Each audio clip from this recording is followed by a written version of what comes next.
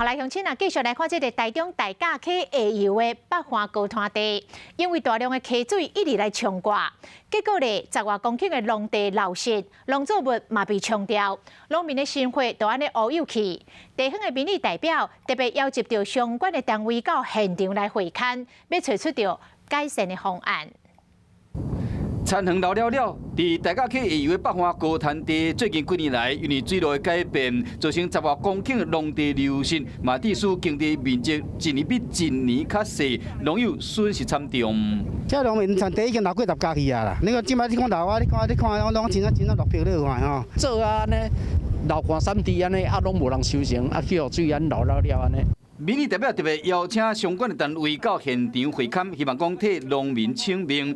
针对这个代志，市府水利局嘛同意将开1亿经费要来疏浚，同时加强溪岸的保护工程。